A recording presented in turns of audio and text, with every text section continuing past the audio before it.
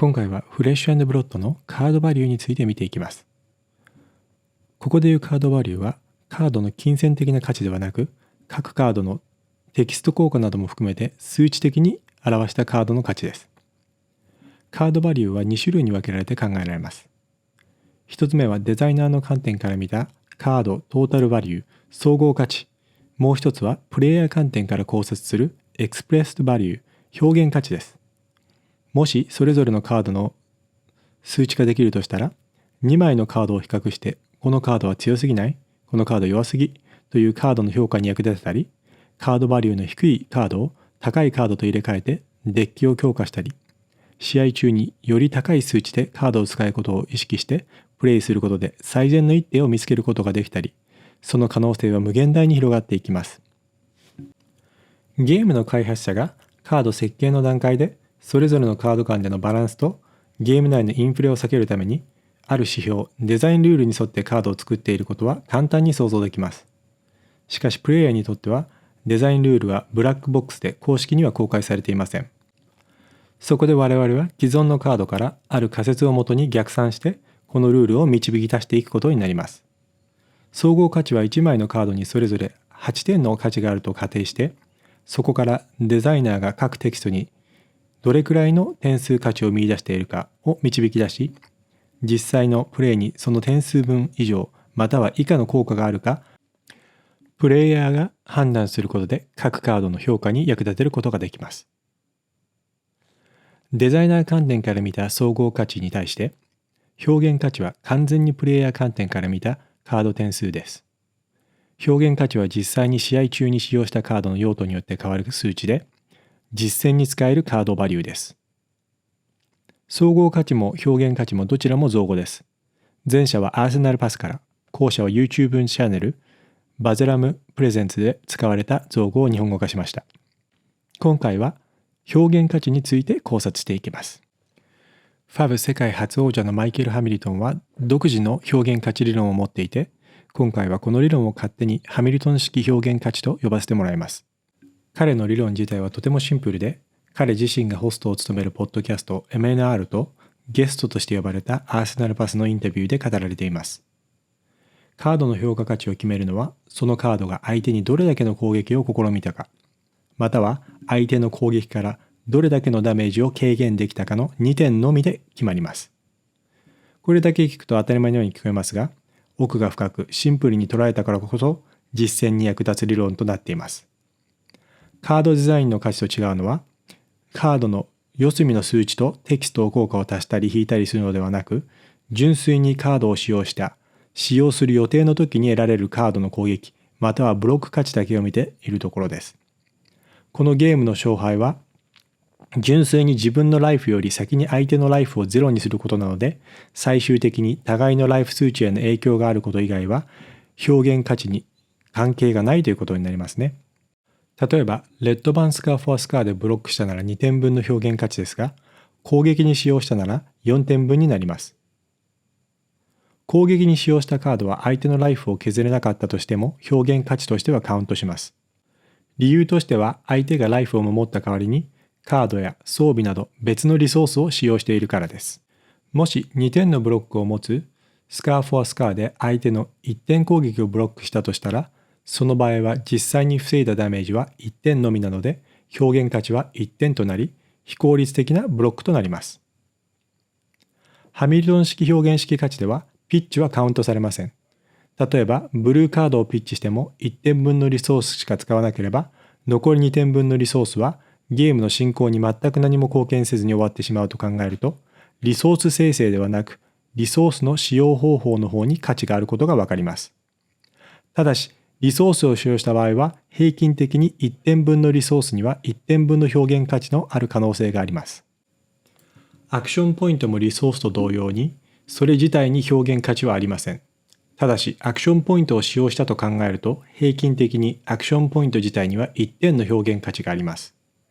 例としては、ヘッドジャブとウンディングブローの2枚を比べてみます。ヘッドジャブは5アゲンがついているので、使用にアクションポイントを必要だとしても、それ自体はアクションポイントを消耗しないカードです。ヘッドジャブとウンディングブローを両方プレイした時に比較すると、どちらもゼロコストのゴーアゲン以外はテキスト効果なしですが、アクションポイントを消耗するウンディングブローには1点分多い攻撃数値があるので、アクションポイントが1点分の表現価値に換算されているとわかります。各ターンにおけるターン表現価値、または相手と自分のターンを合わせたラウンド表現価値は、それぞれのターンまたはラウンドにおける自分の手札すべてのカードの表現価値の合計値になります。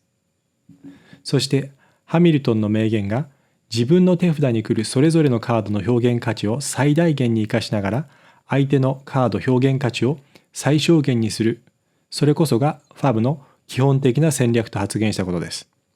個人的にはファブの極意とも取れる深い発言です。サンプルの手札として挙げられたのが、スカー・フォア・スカーレット、スナッチ、フォース・オブ・ネイチャー、オータムズ・タッチの4枚です。一つの手札の使用方法として、ブルーカード2枚をそれぞれ3点のブロックに使用。自分のターンでゴーアーゲンの条件を満たしていると仮定して、スカー・フォア・スカーで攻撃。次にスナッチを使用。6点のブロックと8点の攻撃で、ラウンド表現価値は14点となります。別の手札の使用方法の一つは、フォース・オブ・ネイチャーをアース・フュージョンして使用。次にゴーアゲン付きの5点のスカー・フォア・スカーで攻撃。最後にスナッチを使用。ブロックには1枚も使用しなかったので、自分の攻撃ターン表現価値はラウンド表現価値と同じで合計9点。ただし、オータムタッチは手札に残るのでアーセナルに入れることも可能です。オータムタッチはアーセナルには向かないカードなので、2枚ブロック、2枚攻撃の方がラウンド表現価値が示した通り正しい一手となります。では実際にどれくらいの表現価値があるデッキが強いのでしょうか。効率的に各ラウンドで手札カード4枚すべてを使い切るのが理想的なので、4枚すべてを使うとして考えて計算します。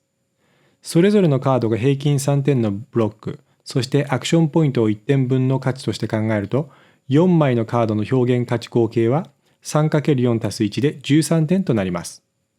例えば、相手の攻撃を3枚のカードでブロックして、手札に1枚だけ残ったウンディングブローでアクションポイントを使って攻撃すれば、9点ブロック足す4点アタックで13点になります。2枚のカードでそれぞれ3点ブロックし、ブルーカードをピッチして、レイジングオンスロートで攻撃したなら、これもまた13点になります。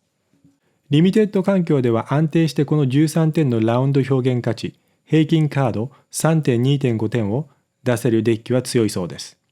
しかし構築環境となるとシナジーやコンボなどを組み込むので、競技用トップレベルのデッキの各ターンの平均値はさらに上が必要となります。具体的にどのくらいかというと、現時点ではトップクラスのアグロデッキを見ると安定して各ターン平均14点以上の表現価値を出せるそうで、中にはターン表現価値15から17というのも珍しくはないようです。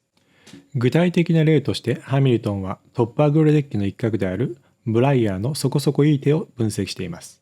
フュージョンしたブランブルースパークで3点物理攻撃強化とアーケインダメージ1点の合計4点分のダメージ。次にアースローアサージを使用してさらにプラス5点分のダメージ強化。ただアースローアサージは2点分のリソースがかかるので、手札の1枚はブルーピッチとして使用。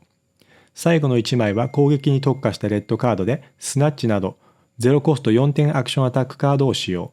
スナッチの条件付きテキスト効果を無視するとして、ブライヤーのヒーロー能力によりエンボディメントブライトニングが場に出ているので、スナッチは5アゲンを得ています。よって最後に残ったリソース1点を使ってロゼッタソーンでそれぞれ2点分の物理とアーケーン攻撃でターンを終了。合計すると4枚のカードで17点のターン表現価値、1枚平均 4.25 のダメージ EB となります。ハミルトン式表現価値のまとめです。定義は相手にどれだけの攻撃を試みたか、または相手の攻撃からどれだけのダメージを経験できたか。性質としては、攻撃による表現価値を与えたダメージ数値ではなく、攻撃時の数値。ブロックによる表現価値は、実際に防いだダメージ分のみカウントする。ピッチ・リソースは1点分の表現価値を秘めている。アクションポイントは1点分の表現価値を秘めている。最終的に平均カード表現価値は 3.5 以上。平均ターンラウンド表現価値は14以上を構築環境では目指す。実際にハミルトン式表現価値を使ったプレイ方法としては、まず手札のカードで最も高い表現価値を出せる手段を計算する。もし相手の攻撃にオンヒット効果がある場合は、その効果が発動した時の表現価値を計算する。2つのシチュエーションを比較して、最終的に自分のラウンド表現価値を最大限に活かしながら相手の表現価値を最小限にする。とても理にかなっている上にシンプルに聞こえますが、実際にプレイしてこの思考にたどり着いている人はハミルトン以外で何人いたでしょうか。経験から無意識に似たような思考にたどり着いているトッププレイヤーはたくさんいると思われますが、半年近くカジュアルプレイをしている自分にとってはたどり着けなかった境地です。ハミルトン式の表現価値は一見するとシンプルなのですが奥が深く、フレッシュ&ブロッド特有のゲーム構造を理論的に説明できた現状唯一の方法だと思います。個人的には初めて聞いたとき、TCG としてはかつてない衝撃を受けました。ゲームを始めて半年近く経ちましたが、初プレイ直後から神の一手を探すような気分で常に最善の一手を模索し続けられることはファブの最大の魅力だと個人的には思っています。マイゲームマイターン可能な限りプレイパターンを考えているつもりです。しかし互いのライフ、相手の手札の可能性など気づけば変数がありすぎて思考が定まらず、試合の勝敗に関係なく後になって必ず間違えたと言えるターンが未だにあります。ハミルトン式表現価値の存在を知ったことで、これからは集中したゲーム分析ができるようになる気がします。もちろん実戦中に互いのラウンド表現価値を計算して比べ続けるには、ある程度自分の手札のパターンとそれぞれの生み出すラウンド表現価値を把握しながら、既存のメタも頭に入れて、これらのバランスを瞬時に毎ターン試合中に計算していかなくてはいけないので、理論は理解していてもうまく使いこなせるようになるには反復練習と努力が必要になります。ファブがスキル重視のゲームだと理論的に実感できました。ハミルトン式表現価値はブロックの仕方、理想のデッキ内カラーカード分布、デッキ構築、デッキアーキタイプやプレイスタイルの判断、誰が実際にゲームのテンポを握っているのかなど本当に様々な面でファブのゲーム分析に役立つ究極のツールだと感じました。ご視聴ありがとうございました。